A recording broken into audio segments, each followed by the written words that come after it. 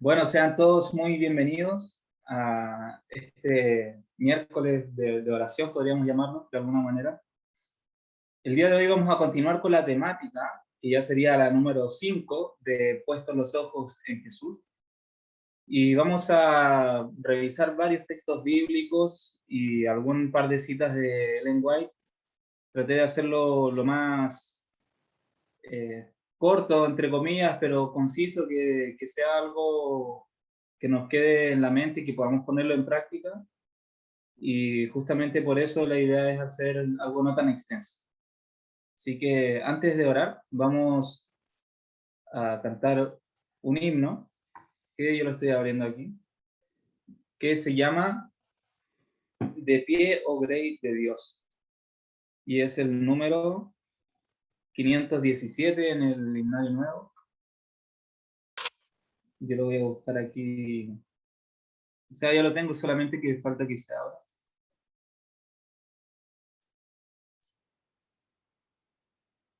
Y ya les comparto pantalla.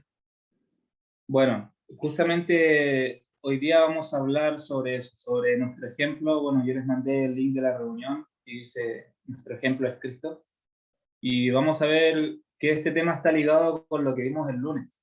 El lunes hablamos un poco sobre la oración. Estuvimos leyendo el capítulo 1 del libro de la oración. Y hoy día vamos a ver un poco también cómo afrontaba Cristo la oración. Sobre todo, bueno, en las escenas finales de su vida. Por eso, este himno yo quiero que puedan meditar en su letra mientras lo cantamos.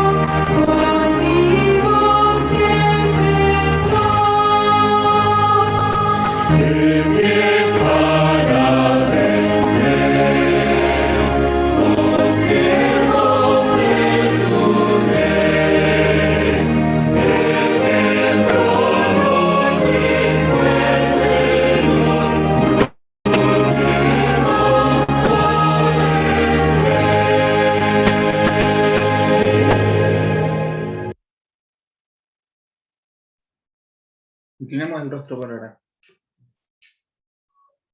Padre bendito que estás en el cielo, santificado sea tu grande nombre, Señor. Padre, en el nombre de Jesús, estamos delante de tu presencia para invocarte, Señor, para invocar tu Santo Espíritu en esta reunión.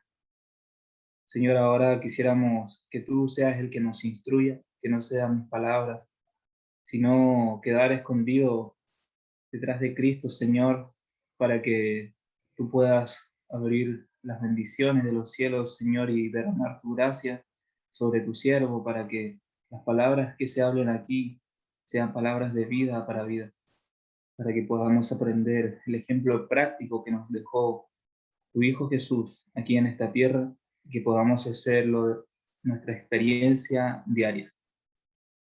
Señor, ayúdanos en este momento también para poder concentrarnos al 100% en lo que se va a presentar. Elimina las distracciones, Señor, y cualquier cosa que nos haga desenfocarnos de la atmósfera celestial.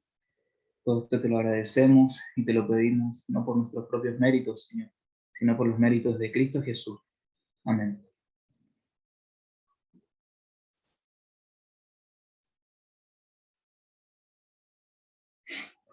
Bueno, seguimos con nuestros ojos puestos en Jesús.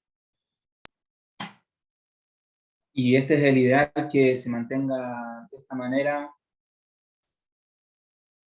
hasta que Cristo venga, hasta que Él nos preste vida, o si seguimos con vida en aquel momento y Dios nos bendice con el privilegio de ser parte de este pueblo escogido de los 144.000. Para comenzar, vamos a comenzar con algunos textos bíblicos. Me gustaría que igual ustedes puedan buscar en sus Biblias, si es que lo tienen ahí. Existen diferentes versiones de la Biblia. Yo utilicé la Reina Valera. Y vamos a leer Isaías 53.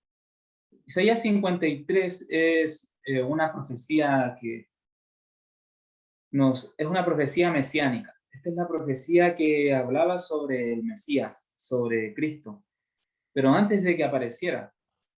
Por lo tanto, cuando nosotros leemos esto sin saber quizás que se escribió antes de Cristo, podemos decir, bueno, eso cualquiera podría saberlo leyendo la vida de Cristo. Pero ciertamente esto fue escrito mucho antes de que Cristo viniera a esta tierra. Por lo tanto, es algo, no sé, tan maravilloso como la perfección divina al escribir su palabra.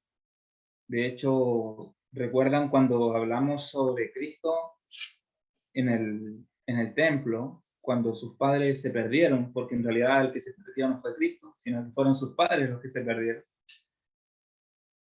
Aquí Cristo recuerda este capítulo de Isaías, y sobre este capítulo Él le preguntaba a los sacerdotes, cuando ellos se pasmaban de su entendimiento. Eran estas profecías las cuales, entre las de Daniel también, cuando habla de las 70 semanas, pero específicamente también de Isaías 53. Y les preguntaba, ¿por qué es que dice esto la Escritura, de que el Mesías iba a pasar todo esto? Versículo 1 comienza diciendo, ¿quién ha dado crédito a nuestro mensaje? ¿Y a quién se ha revelado el brazo de Jehová? Bueno, esto aquí de verdad me acabo de percatar. Cada vez que se habla de brazo o de mano de Jehová en la Escritura, también tiene una implicancia con costado, ¿sí? El significado en hebreo tiene una relación con el costado. Por lo tanto, podría decir también a quién se ha revelado el costado de Jehová, ese costado traspasado. Ya lo estaba mencionando desde antes, increíble. Pero aquí ve que hay alguien que no creía en un mensaje, no le daba crédito al mensaje. ¿Cuál mensaje? Este que se va a hablar aquí. Dice, creció como un retoño delante de él, y y como raíz de tierra seca. No hay apariencia en él, ni hermosura como para que le miremos, ni atractivo como para que nos deleitemos en él. Y nosotros leemos un poco sobre Saúl, sobre David, eran de hermosa apariencia, dice la Escritura. Pero sobre Cristo se habla de que no había apariencia en él, ni hermosura, ni atractivo. O sea, no tenía un rostro agradable de mirar, como por ejemplo podemos imaginarnos cualquier figura pública que aparezca siempre en películas, etcétera, que tienen sus ojos verdes, azules y rasgos definidos. Cristo era normal, no tenía una hermosura exuberante. Fue despreciado y desechado de los hombres, varón de dolores y experimentado en quebranto. Como uno ante quien se esconde el rostro, fue menospreciado, y no lo estimamos. Ante quien nosotros escondemos el rostro, así como que no queremos mirar, así como... Muchas veces cuando en nuestro corazón hay mucho orgullo o tenemos cierta posición social, quizás, no sé, vemos No hablo de ninguno de nosotros en específico, hablo como nosotros como humanidad, como seres humanos. Podríamos ver quizás alguna reacción de alguien de mucho dinero en comparación con alguien pobre, algún mendigo, y se los desprecia, se los menosprecia. De esta manera fue menospreciado Cristo, sobre todo en las escenas finales de su vida. Ciertamente Él llevó nuestras enfermedades y soportó nuestros dolores. Y nosotros le tuvimos por azotado, por herido de Dios y abatido. Muy interesante cómo vemos que a lo largo del ministerio de Cristo, Él sanó a muchos. Y en realidad podemos ver que también esas enfermedades que Él sanaba, en cierta forma se iban acumulando junto con los pecados de todos y de los que vendrían, se iban acumulando en la copa de Dios, que le da a beber justo antes de morir en el Getsemaní. Le tuvimos por azotado. Imagínense, ya estaba diciendo que le iban a azotar. De verdad es muy... Si nosotros nos damos cuenta, de verdad esto fue escrito muchos años antes de que Cristo existiera. Mas Él fue herido por nuestras transgresiones, molido por nuestros pecados. El castigo de nuestra paz fue sobre Él, y por sus llagas fuimos nosotros curados. En realidad aquí quiere decir por su llaga, ¿sí? Por su llaga en el costado, costado traspasado de Jesús, el cual derramó la sangre y agua que fue a través de la grieta, ¿recuerdan? Y que cayó sobre el arca del pacto, que estaba en una cueva aproximadamente unos 6 metros debajo del lugar donde fue crucificado Jesús, y que permanece ahí todavía. Y que esto va a ser mostrado tiempo después de que se promulgue la ley dominical en el año 2028. Todos nosotros nos descarriamos como ovejas. Cada cual se apartó por su camino, y Jehová cargó sobre él la iniquidad de todos nosotros. Y aquí nos está hablando de Jehová.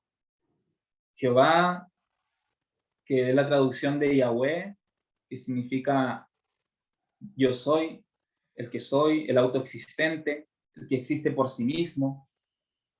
Por lo tanto, aquí está hablando de que Cristo es autoexistente, ya no hay nada más que agregar respecto a esto.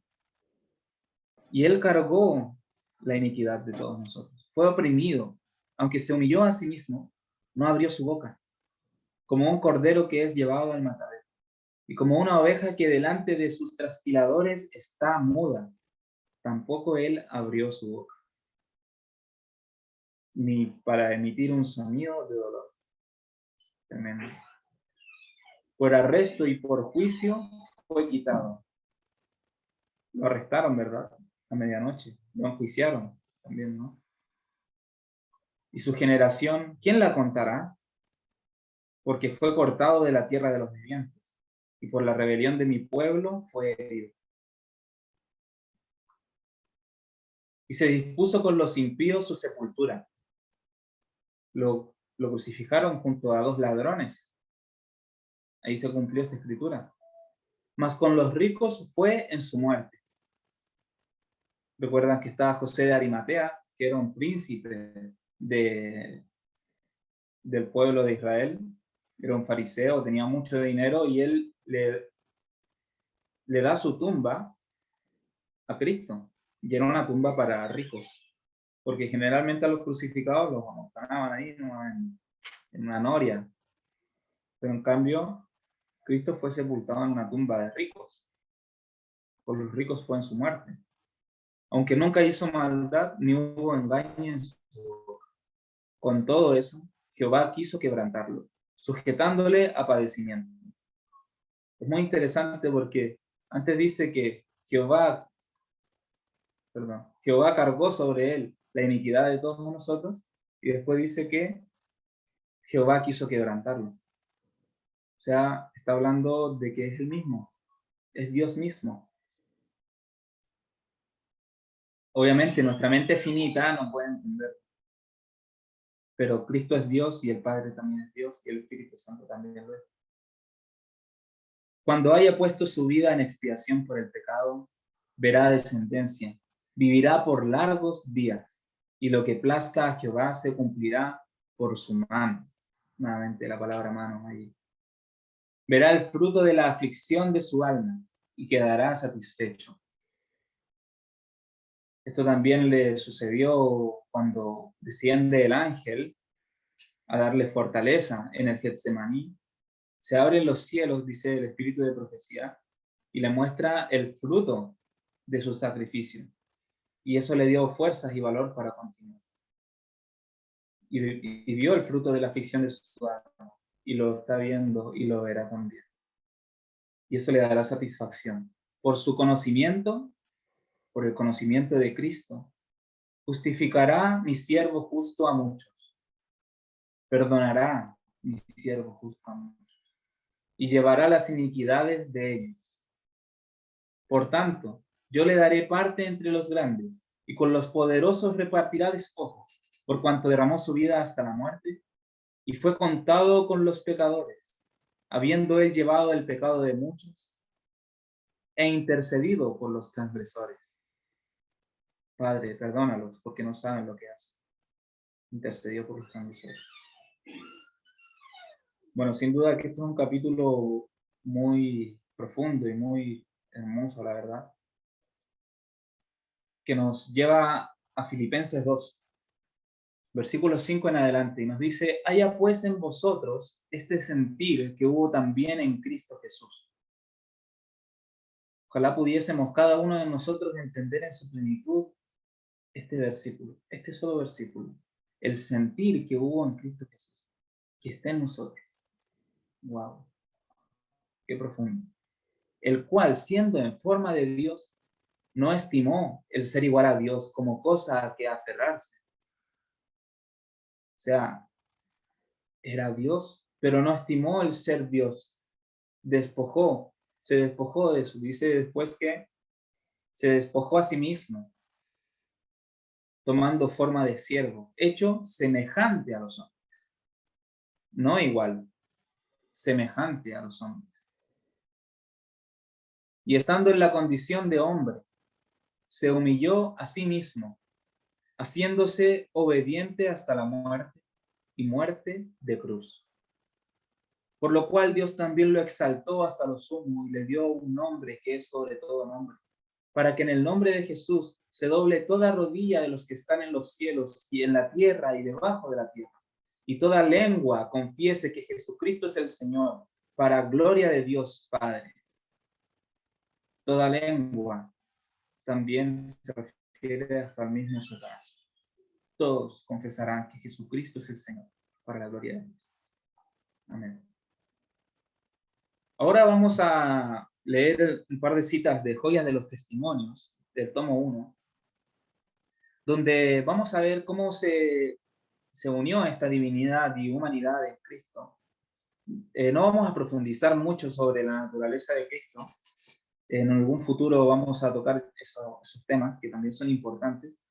Pero hoy día nos vamos a basar principalmente en el ejemplo que nos dio Cristo en su misión, en su vida y en su muerte.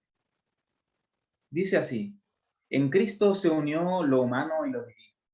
Su misión consistía en reconciliar a Dios y el hombre, en unir lo finito con lo infinito. Como esta escalera simbólica que vio Jacob.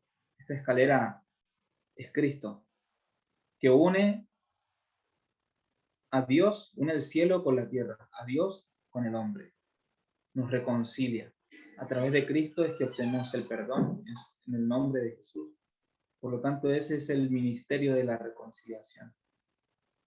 Solamente de esta manera podían ser elevados los hombres caídos. No había otra forma. Por los méritos de la sangre de Cristo, que los hacía partícipes de la naturaleza divina. Somos partícipes de la naturaleza divina a través de los méritos de la sangre de Cristo. Y a través de los méritos de la sangre de Cristo nosotros obtenemos el perdón. Pero ¿quién nos lleva a convencernos de pecado? El Espíritu Santo.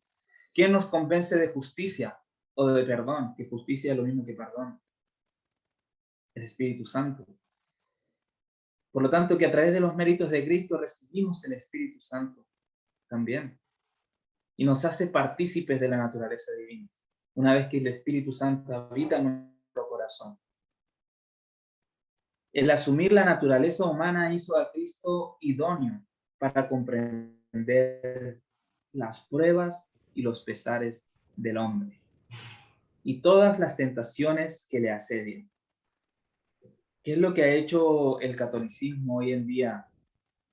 Bueno, no hoy en día, viene desde hace años, siglos atrás. Pusieron a Cristo en un lugar tan elevado, en un sentido que está tan lejano de nosotros, que en lugar de ponerlo a Él como la escalera que nos une a Dios, en realidad lo que hicieron fue ponerlo tan elevado, que nosotros no podemos tener acceso a Él. Por lo tanto, necesitábamos de otro mediador que nos pueda ayudar a acercarnos a Él. Y allí fue donde nació la creencia de la Virgen María. Porque dijeron, bueno, ¿a quién más va a escuchar Cristo? A su madre, claro, su madre, aparte que su madre fue humana y sufrió y sabe lo que es ser humano. Pero aquí nos está diciendo que Cristo asumió la naturaleza humana para comprender nuestras pruebas y pesares y nuestras tentaciones. Por lo tanto, no necesitamos de otro que se interponga. Además que la Virgen María sabemos que está bien muerta, descansando, esperando la resurrección. Por lo tanto,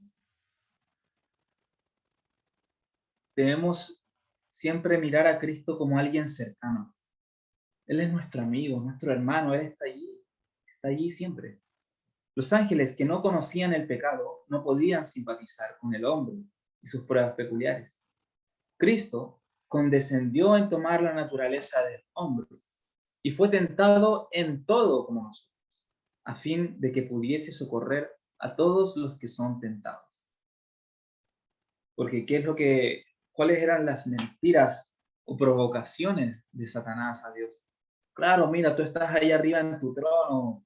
¿Qué vas a saber tú de lo que se vive aquí abajo en la tierra? ¿Qué vas a saber tú de las pruebas que llevan los hombres? Para ellos es imposible respetar tu ley. Ellos no pueden respetar tu ley, no se puede, es imposible. Por eso Cristo dijo, bueno, yo voy a ir como hombre y lo voy a hacer.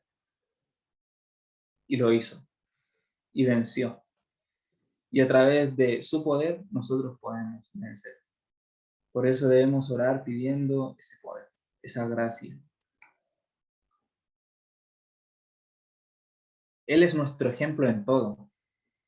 Como estaba revestido de humanidad, sentía la necesidad de la fuerza de su Padre. Y esto es lo que hablábamos el lunes. Cuando sintamos la necesidad de Cristo a cada paso, tendremos pocas oportunidades para que las tentaciones sean puestas en nuestro camino. Quizá van a ser puestas, pero vamos a superarlas porque vamos a sentir esa necesidad de la fuerza de Cristo. Tenía lugares selectos para orar. Se deleitaba en mantenerse en comunión con su Padre en la soledad de la montaña. ¿Nos deleitamos nosotros cuando oramos? Oramos a cielo rápido, así muchas veces. Por favor, cuida a sana a dame esto. Amén. Gracias. Y sigo con mis actividades. Ya oré, ya cumplí. Imagínense, se deleitaba en mantenerse en esa comunión. Por eso fue tanto el dolor en su corazón cuando, estando en la cruz, siente esa separación con el Padre, que es la separación que provoca el pecado. Es lo que nos separa de Dios. Y Cristo vivió esa separación y sufrió la muerte de aquellos que van a morir eternamente. Sintió la misma angustia de decir, Padre, ¿por qué me has desamparado? Porque Él se deleitaba en mantenerse en esa comunión. Era lo que más amaba. En este ejercicio Su alma santa y humana se fortalecía para afrontar los deberes y las pruebas del día. Nuestro Salvador se identifica con nuestras necesidades y debilidades, porque elevó sus súplicas nocturnas para pedir al Padre nuestras reservas de fuerza, a fin de salir vigorizado y refrigerado, fortalecido para arrostrar el deber y la prueba. Él se identifica con nosotros. ¿Nunca les ha pasado que alguien cuenta una historia, un testimonio, o alguien que está pasando por una aflicción, una prueba, y que te viene y te la cuenta y tú pasaste por lo mismo o algo parecido y dices, wow, hermano, sí, te entiendo, yo te entiendo, yo pasé por lo mismo. Eh, Imagínate, Cristo pasó por más tentaciones de las que cualquier humano puede haber pasado. Él se identifica con nuestras necesidades, con nuestras debilidades, porque Él también sintió esa debilidad. Por eso no se despegaba de su Padre. Y así obtendremos nuevas reservas de fuerza, saliendo vigorizados y fortalecidos para arrostrar el deber y la prueba. Y aquí lo vemos a Cristo allí, bueno, una representación de Cristo, así como angustiado, buscando esa conexión con el cielo, en esa debilidad. Y aquí me gustaría tocar dos versículos. Yo sé que también lo que pongo abajo en Hebreos 12 se relaciona a la muerte de Cristo, cuando lo azotaron, cuando le pusieron la corona de espinas, cuando lo clavaron en la cruz. Todo eso también lo llevó a derramar sangre. Pero para mí la escena que más, eh, porque eso es inevitable, o sea, es inevitable que yo, si me corto, me va a salir sangre, es inevitable. Eso es algo obvio. Obvio que si me entierran un clavo me va a salir sangre, si me ponen una lanza en el costado me va a salir sangre. Eso es obvio, pero Lucas 22:44 dice que estando en agonía en el Getsemaní, cuando él estaba allí orando, oraba más intensamente, y era su sudor como grandes gotas de sangre que caían hasta la tierra. Este es un momento muy, pero muy profundo en la vida de Cristo, cuando Él está luchando, Él está siendo tentado en ese momento para renunciar a hacer el sacrificio, para renunciar a sufrir la crucifixión, renunciar a beber la copa del Padre. Por eso dice, Padre, si es tu voluntad, que pase de mí esta copa, yo no quiero beber esta copa, pero que no se haga mi voluntad sino la tuya.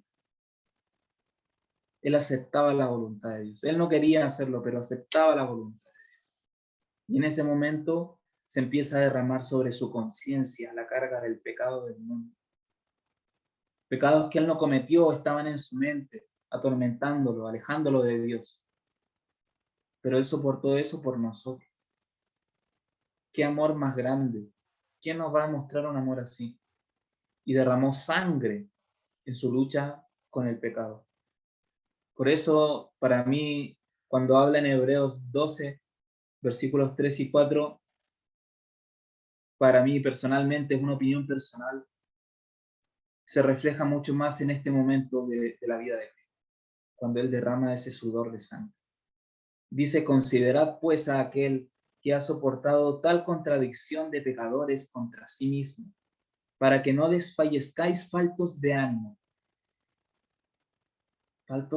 así para que no caigan ante la angustia, ante los problemas, el fracaso. Consideren a Cristo, porque aún no habéis resistido hasta derramar sangre combatiendo contra el pecado. Cristo derramó su sangre muchas veces con sudor, cuando lo azotaron, cuando lo golpearon con la corona de espinas, cuando atravesaron sus manos y sus pies, cuando atravesaron su costado. Nosotros no hemos resistido hasta eso todavía. Voy a prender la luz, un segundo.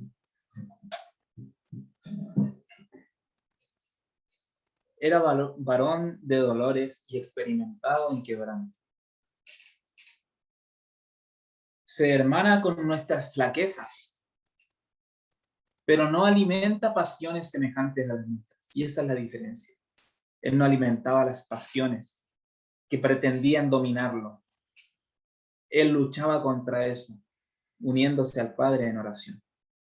Como no pecó, su naturaleza rehuía el mal. Soportó luchas y torturas del alma en un mundo de pecado. Él soportó esas luchas y esas torturas de la cual también habla el apóstol Pablo cuando dice, miserable de mí, ¿quién me librará de este cuerpo de muerte? Él soportó esas luchas, pero no pecó. Dado su carácter humano, porque él tenía un carácter humano, la oración era para él una necesidad y un privilegio, igual como para nosotros. La oración es nuestra necesidad. Debemos seguir el ejemplo de Cristo si queremos recibir su carácter. Requería el más poderoso apoyo y consuelo divino que su Padre estuviera dispuesto a impartirle al que, para beneficio del hombre, había dejado los goces del cielo y elegido por morada un mundo frío e ingrato. Yo me pongo a pensar muchas veces que Cristo estaba allá en el cielo, los ángeles le servían, él estaba en la posición más elevada de todas, y en un momento dado, él renuncia a todo eso por venir por nosotros. O sea, él renuncia a toda la riqueza que pueda otorgarle el cielo, a todo el goce, a todo el placer que podría tener ahí, entre comillas, de sentirse adorado y alabado por todos los ángeles y todos los mundos no caídos. Renunció a todo eso y eligió por morada un mundo frío e ingrato. Y él sabía que lo iban a rechazar, él sabía todo lo que iba a suceder, pero él igual eligió venir y encarnarse en un niño además en una familia pobre, donde él pasó las mismas necesidades que podemos pasar nosotros. Él usaba piedras como almohadas. O sea, de verdad que no necesitaba de nada más que de la oración y de servir. Cristo halló consuelo y gozo en la comunión con su Padre. Allí podría descargar su corazón de los pesares que lo abrumaban. Era varón de dolores y experimentado en quebranto. Bueno, que esta experiencia pueda ser la nuestra también. Debemos orar por eso. Encontrar ese consuelo y gozo en la comunión con nuestro Padre. Si le recordáramos e imitáramos, seríamos mucho más fuertes en Dios. Durante el día trabajaba fervientemente, haciendo bien a otros, para salvarnos de la destrucción. Para salvarlos de la destrucción. Sanaba a los enfermos y consolaba a los que lloraban. Impartía alegría y esperanza a los desesperados y comunicaba vida a los muertos. Durante el día él estaba activo, full, caminando para acá, para allá, sanando a un enfermo, llevando palabras de vida, todo el tiempo activo. Y después de terminado su trabajo del día, salía por las noches y se alejaba de la confusión de la ciudad para postrarse en algún huerto apartado, donde oraba a su Padre. A veces los brillantes rayos de la luna resplandecían sobre su cuerpo postrado. Luego, nuevamente, las nubes y las tinieblas le privaban de toda luz. Dice que estaba su cuerpo postrado. Yo me imagino que estaba incluso postrado como se postraban Moisés y Aarón, así de panza, así todo acostados en el suelo. Me imagino muchas veces en esa posición a Cristo, humillado delante de Dios. El rocío y la helada de la noche caían sobre su cabeza y su barba, mientras él estaba en actitud de súplica. Con frecuencia continuaba sus peticiones durante toda la noche. Él es nuestro ejemplo. Si le recordáramos e imitáramos, seríamos mucho más fuertes en Dios. Wow, qué profundo. O sea, ver a Cristo orando toda la noche. Y ese es nuestro ejemplo, que, o sea, que nosotros también debiéramos frecuentemente, como lo hacía Cristo, por lo menos intentarlo, de orar durante toda la noche. Y así seríamos fuertes en Dios. Por lo tanto, esa misma fortaleza nos ayudaría a vencer el sueño a nosotros. Qué profundo. Cuando Cristo se veía más fieramente asediado por la tentación, no comía. Esto me pareció muy interesante, porque, bueno, esto es ayunar, entre comillas, ¿no? Pero muchas veces nosotros hacemos un ayuno, pero igual no cerramos todas las puertas. Seguimos con el teléfono, ahí WhatsApp, respondiendo mensajes, viendo videos, pero alejarse de toda influencia es difícil hoy en día. Si el Salvador de los hombres, a pesar de su fortaleza divina, necesitaba orar, ¿cuánto más debieran los débiles y pecaminosos mortales sentir la necesidad de orar con fervor y constancia? Si Cristo necesitaba orar, ¿cuánto más nosotros, Cristo siendo el Hijo de Dios? O sea, ¿sentimos esa necesidad? Cuando Cristo se veía más fieramente asediado por la tentación, no comía. Se entregaba a Dios y gracias a su ferviente oración y perfecta sumisión a la voluntad de su Padre, salía vencedor. Sobre todos los demás cristianos profesos, debieran los que profesan la verdad para estos últimos días imitar a su gran ejemplo en lo que a la oración se refiere. Muy interesante, dice imitar su ejemplo en lo que a la oración se refiere. Porque podemos decir, vamos a seguir su ejemplo en cómo predicaba, vamos a seguir su ejemplo en cómo sanaba, vamos a seguir su ejemplo, ok. Pero todo eso que él hacía era simplemente una consecuencia de su vida de oración. Porque la oración es la vida del alma. Por lo tanto, es importantísimo.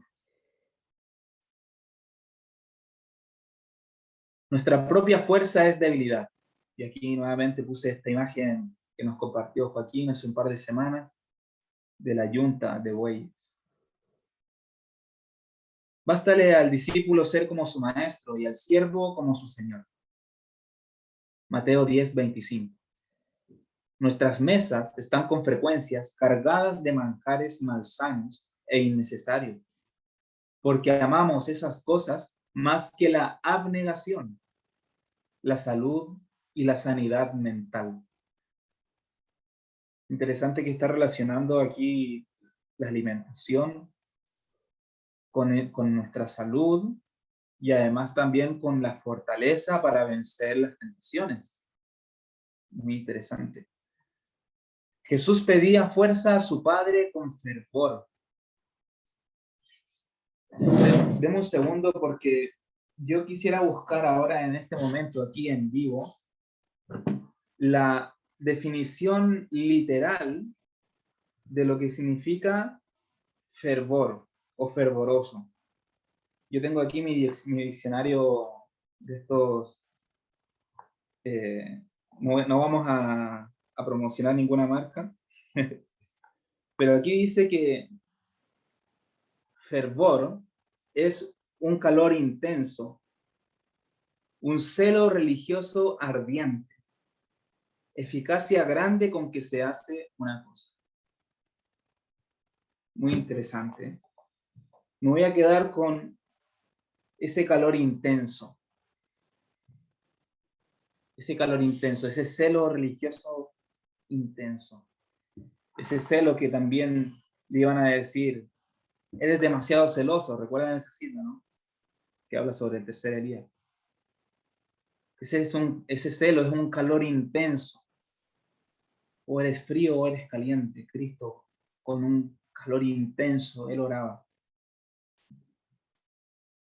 El divino Hijo de Dios la consideraba de más valor que el sentarse ante la mesa más lujosa. La fuerza divina, él la consideraba de más valor que sentarse ante la mesa más lujosa. Y me llama la atención, nuevamente volviendo al tema de fervor, me empiezan a venir pensamientos sobre ese calor intenso que también refina el oro. Cuando pasa el orfebre, ¿verdad? Que pone el oro en la fragua y empieza allí a subir su temperatura y a sacar las impurezas. Y esto purifica la fe. O sea, el mismo fervor también nos purifica. El fervor en la oración, obviamente.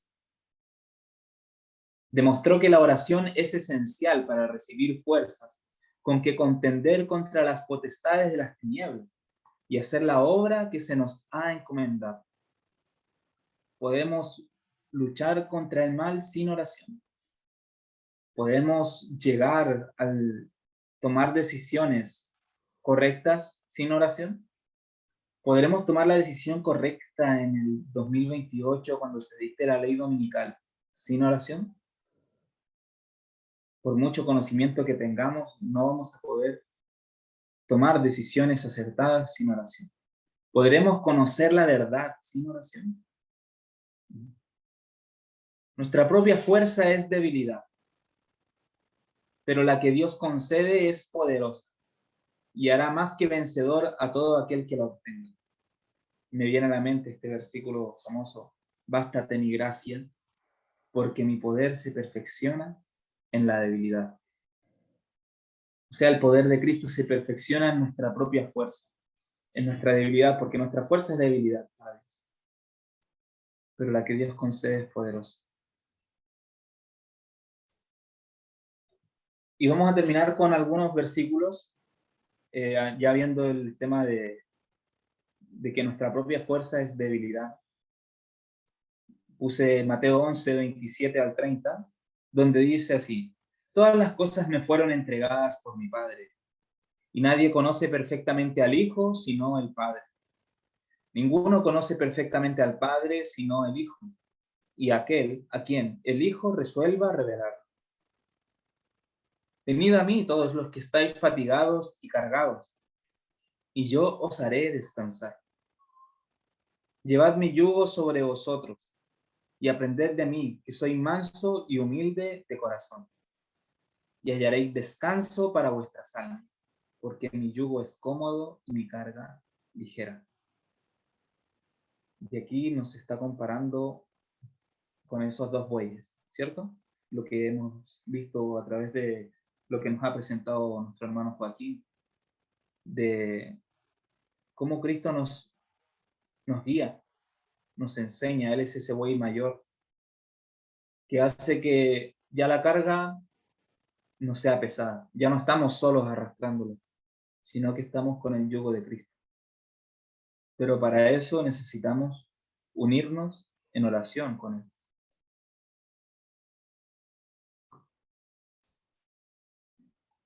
Efesios 3, 17 al 21. Dice así: que habite Cristo por la fe en vuestros corazones. ¿Cómo habita Cristo en nuestros corazones? Por la fe. Y esa es la verdadera fe. Para que arraigados y fundados en amor, en el verdadero amor, no en el lisonjero, podáis bien comprender con todos los santos cuál sea la anchura y la longura y la profundidad y la altura, y conocer el amor de Cristo. Aquí cuando, no sé si será un error de redacción quizás, pero yo lo estaba leyendo y analizando, y también podríamos conocer que aparece en el versículo 19, ponerlo al lado de comprender del versículo 18 y ponerlo así: podáis bien comprender y conocer con todos los santos cuál sea la anchura y la longura y la profundidad y la altura del amor de Cristo, que excede a todo conocimiento, para que seáis llenos de toda la plenitud de Dios. Lo que leíamos antes, ¿verdad? Y a aquel que es poderoso para hacer todas las cosas mucho más abundantemente de lo que pedimos o entendemos, por la potencia que obra en nosotros. ¿Cuál es la potencia que obra en nosotros? El Espíritu Santo. Por lo tanto, Dios es poderoso para hacer todas las cosas mucho más abundantemente de lo que le pedimos o lo que entendemos, porque Él nos da lo que necesitamos. A Él sea la gloria en la Iglesia por Cristo Jesús, por todas edades del siglo de los siglos. Amén.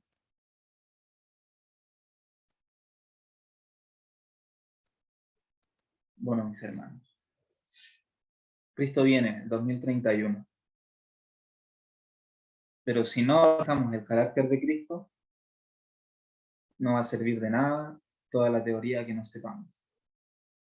Oremos para que se refleje en nuestra vida, oremos para que sintamos la necesidad de orar a cada paso, a cada momento, porque a veces podemos tener días muy ocupados y se nos olvida en el ajetreo y nosotros nos sentimos bien mientras estamos ocupados, pero nos desocupamos y nuestra mente se desocupa y si no oramos, le damos lugar al diablo para que meta su tentación. Y allí está el momento decisivo. Por lo tanto, si nosotros antes de que le demos ese lugar a Satanás nos mantenemos orando, cuando llegue la tentación, ese pensamiento se va a ir desplazado por el Espíritu Santo y vamos a poder concretar el ideal que Dios quiere hacer en nosotros. Así que, amigos, hermanos, acompáñenme para terminar con una oración. Padre bendito que estás en el cielo, santificado y glorificado sea tu hermoso nombre, Señor. Te damos gracias, Señor, porque dirigiste esta reunión, porque has permitido que se pueda presentar este tema tan importante para nosotros como pueblo de Dios, como hijos tuyos, Señor.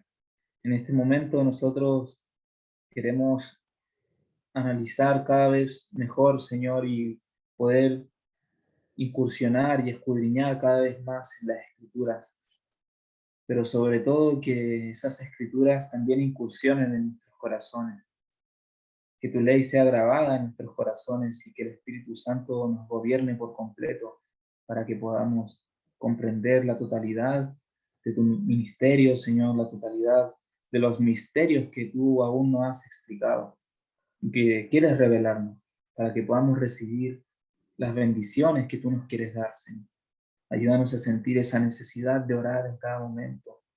Ayúdanos a sentir esa necesidad de estar conectados con Cristo todo el tiempo, Señor, sobre todo cuando no tenemos ganas de orar. Señor, por favor, llámanos, clama por nosotros, te lo rogamos, Señor, por favor.